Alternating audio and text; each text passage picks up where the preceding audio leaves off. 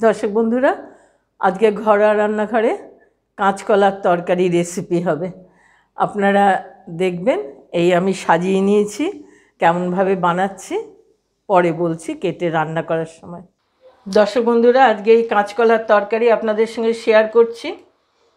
জানি এটা কারুরই খুব পছন্দের জিনিস নয়, কিন্তু কাঁচকলার কোপ্তা আমরা সবাই ভালোবাসি। আমার রেসিপি ডেসক্রিপশন বক্সে সেগুলো দেওয়া আছে, দেখে নেবেন।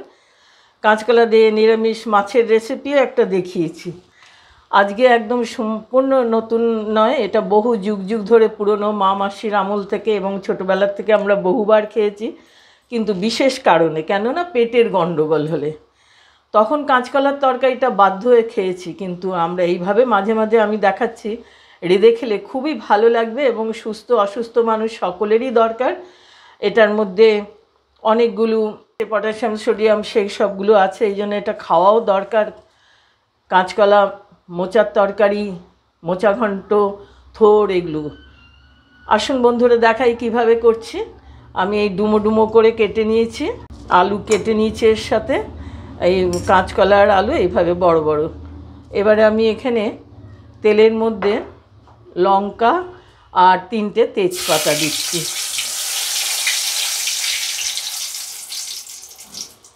এবারে ফোড়নে কিছুটা সাদা জিরে দিয়ে দিলাম। মশলা ভাজার গন্ধটা বেরিয়েছে, এবার সব তরকারিটা এর মধ্যে দিয়ে দিই। এবার এর মধ্যে মশলার মধ্যে যাবে 1 টিস্পুন জিরে গুঁড়ো, আর এবারে একটু ধনে গুঁড়ো 1 চামচ দিলাম, 1 টিস্পুন সব।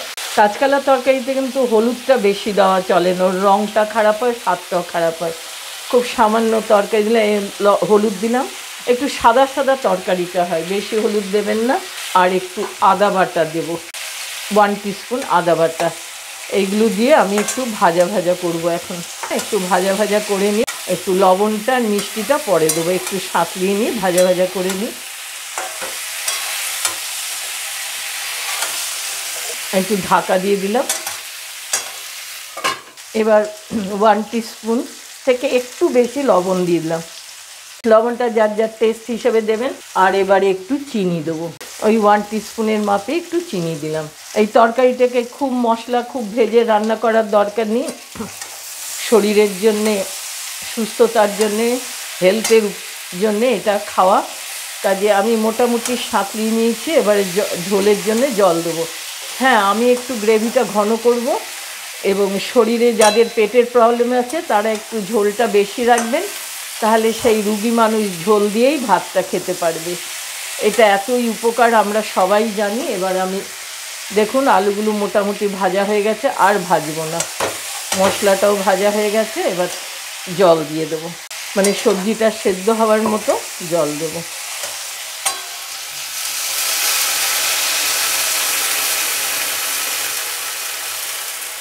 সবজিগুলো যেমন ডুবে গেল ঠিক এই মাপে দিলাম। আর শুকিয়ে যতটুকু হবে ঘন ঝোলটা হবে।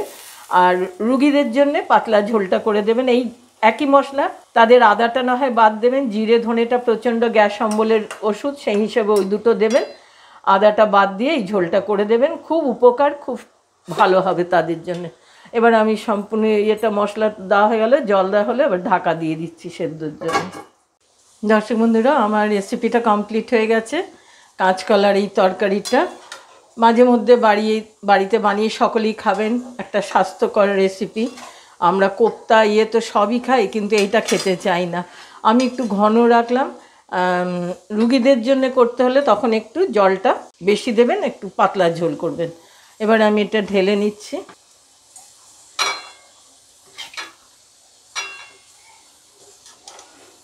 এরকম ঘন ঝোলটা ভাতের সঙ্গে খেতে ভালো লাগে। দর্শক বন্ধুরা, আমার রেসিপিটা কমপ্লিট হলে আপনাদের সঙ্গে শেয়ার করলাম কাঁচকলা আলুর তরকারি। মাঝে মাঝে বানিয়ে খাবেন, সকলকে খাওয়াবেন, অসুস্থ মানুষদের জন্য পাতলা ঝোল করে খাওয়াবেন। বন্ধুরা, রেসিপিটা ভালো লাগলে লাইক করবেন, সাবস্ক্রাইব করবেন, নতুন বন্ধুরা বেল আইকনটা টিপে দেবেন, অনেকের সঙ্গে শেয়ার করবেন। বন্ধুরা, আজকের মতো রাখছি, আবার চটজলদি একটা মুখরোচক রেসিপি নিয়ে আসবো। রাখছি।